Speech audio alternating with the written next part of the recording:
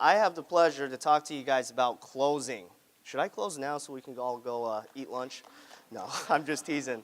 Closing is going to become a lot more relevant, guys, and I'll tell you why. Who got excited about 2 sales a day? What Rick talked about this morning. You guys excited about that? That'll change the game, right? But don't get too excited because with our current closing ratio as a company, you guys will have to commit to 8 presentations a day. 40 a week. You guys excited about being new MGAs, doing 40 presentations, and doing everything else you learned in your notebooks there? Going to be a little bit hard, right? So this is the standard, guys. We are going to drive this to a 50% closing ratio across the company, okay, guys? And hopefully I can give you the tools to do so. We learned a lot from yesterday's leaders, and one thing that I found consistent is the fact that the why to is more important than the how to, right? So I'm going to start there. There's 2 things that I want you to write down. Number 1, more money, and number 2, more time. Chris asked, what's the 2 things we can invest? Time and money, right? So it's 100% correlated. And here's the deal. 2 sales a day, think about that. If we did that, that's about 2,000 ALP, right? How many days would it take to write 4,000? 2, right? So if we work 2 days and wrote 4,000, that's $200,000 a year in production, which is $100,000 in income. I was shocked, actually, to see only 100 people making 100K. That should be at least 500. But if you guys did that, right, and worked 2 days, would you guys have a little bit more time building your deal, you think? Would you guys have a little bit more money to invest back into the business, right?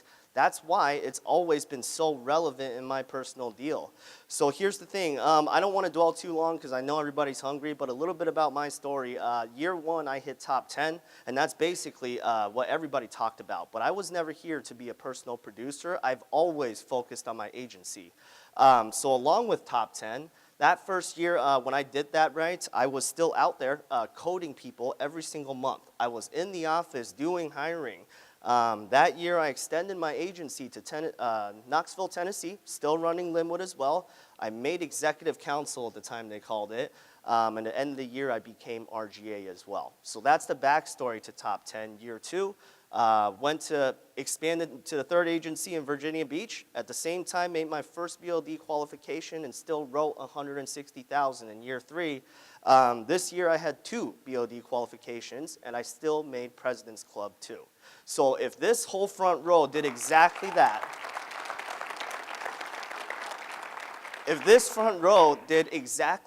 we can replace everybody in the back row. Would you guys be excited about that? So, Brandon was onto something there when he said you guys need to have your biggest personal production month in year 1, and that is absolutely true. And when you hit 2 sales a day, you can absolutely do that, right? But also because of what Rick said too. He said you got to be the beacon for Opportunity Unlimited. Now, obviously, I work hand in hand with Jimmy there, and last night we were talking to some people, and I talked in BOD about post-release rides. So I go out there with released agents, right, and make sure they ride with me for at least 1 day. And I asked Jimmy, when was the last time you did a coaching call with someone after that, right? And they told you that Jonni did not make a sale. Has that happened before yet, Jimmy? And we've worked with a lot of people, right? So that's what you guys need to be. Be the beacon and show that, right? So now that you guys know the why too, I'm going to dig into a little bit of the meat here, okay? Number 1, you guys have to understand everything happens in the first 5 minutes, guys. The setup is everything, okay? So in the warm-up, there's 3 things that you want to establish every single sit. Number 1, you need to establish rapport. 2, control. And 3, expectations. So the first one is very simple, right? I talked about this last time, but we've all went into that first presentation with that new agent, and they do the script for the first time, and it's like the most awkward, long walk to the table. Do you guys agree? It's like dead silent, nobody's talking, right? And I want to leave, right? So you guys need to understand you have to sell yourself before selling the company, the product, or anything, right? Use your personality. Talk about, I always, sometimes I have to coach people how to have a personality, right? I tell them to pick one thing. talk about anything but what you're there to do. And then we dive in, right? So establish rapport and with everybody. If there's an uncle or aunt on the couch, say hi to them, introduce yourself, right? And especially if there's one side, one spouse that's a little bit more quiet, I always pick on them, right? Make them both warm before you move on. Number 2, guys, control, right? This one is really important because if you don't have control, nothing will happen. The 3 C's, right? Calm, confident, makes you in control. That's number 1. But also, a lot of times they walk in, they want to sit you on like the couch or something when there's a really, really big table. Don't be afraid to tell them where you want to sit and place them where you need to place them for a perfect presentation. If there's a loud TV, turn that stuff off, right? So all these simple things, guys, you just want to set yourself up for a really good situation to enroll, okay? And 3rd step is expectations. Make the 2 reasons why we're there really clear. That's why it's in the opening multiple times, right? If we're not really clear about what we're there to do, they're asking questions silently and they're not even listening to you. And what I learned is if they listen, they buy. So just make sure those expectations are set up. The second things, guys, this one is really important. It's going to be the bulk of this. Expect objections. You guys need to expect them. Steve Greer was in a BOD meeting, and he wasn't even talking about the field, but he said if you expect obstacles, then it's not a big deal. It's when we don't know that they're coming, right? When you expect them, you're going to respond. Or no, you're going to respond. But if you don't expect them, you react. And when you react, that's when everybody gets nervous, right? So this is what you guys need to realize.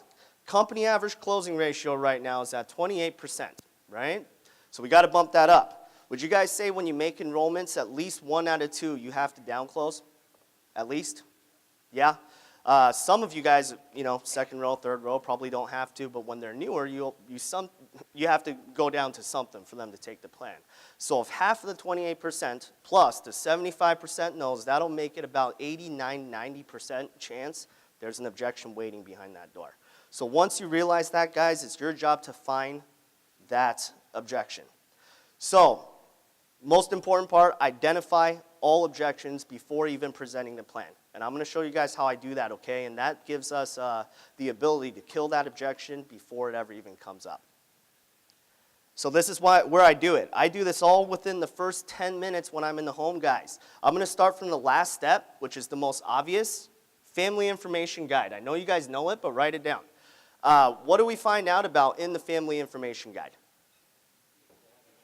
If they have existing life insurance, right? But is that the only objection out there? Most objections are the weird ones, like I just bought a car or I just got a divorce, right?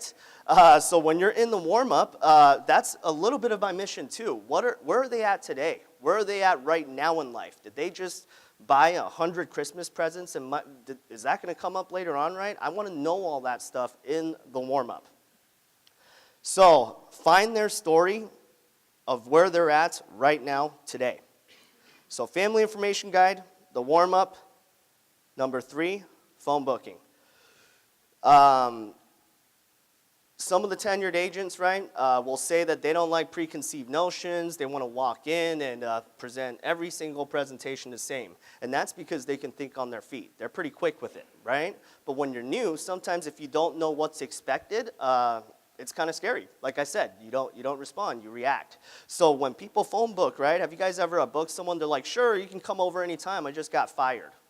Do you think that's a pretty good piece of information to know before walking in the home? So make note of that because I train my agents on how to handle that specific situation, right? And I'll give you guys how we handle those too. But family information guide, warm-up, and phone booking, that's where I find all their objections. Now, most objections will fall in 3 categories. You guys know what they are, right? Don't need it, think about it, can't afford it. They actually all are in just one category. It's just separated, that's all. And that category is they don't need it now. That's how they feel, right?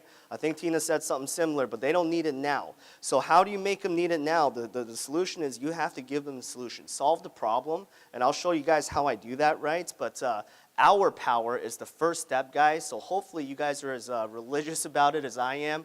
It works, right? Last time I talked about Rick's video, and in that video he says, hey, why do you set something aside? You set it aside for a rainy day, right? And what's the rainiest day of your life? When someone dies, right? So the hour power works. If you guys are not on board, make sure you are. But selling on affordability is a lot more important than selling on the product or need, because we're dealing with middle income families, okay? So affordability is extremely, extremely important. So this is how you use the hour power, though, to handle that objection. I don't care what it is, even if they're laid off or divorced, bought a car. I always use those ones because those are the random ones that people throw at me, right? This is what you guys need to do with hour power with any objection you get. Your 1 hour plan needs to be tailored for that objection. And this is what I mean by that. Most members, most union members, referrals, people we see, right, they're all setting aside 2 hours. But because you got all these divorce bills right now, you're going to do the 1 hour. Everyone else that's laid off right now is taking the 1 hour. If you're not, they're taking the 2.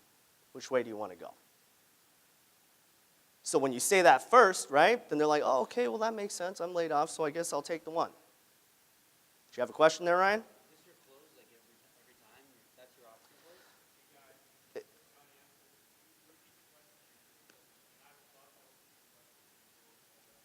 Okay.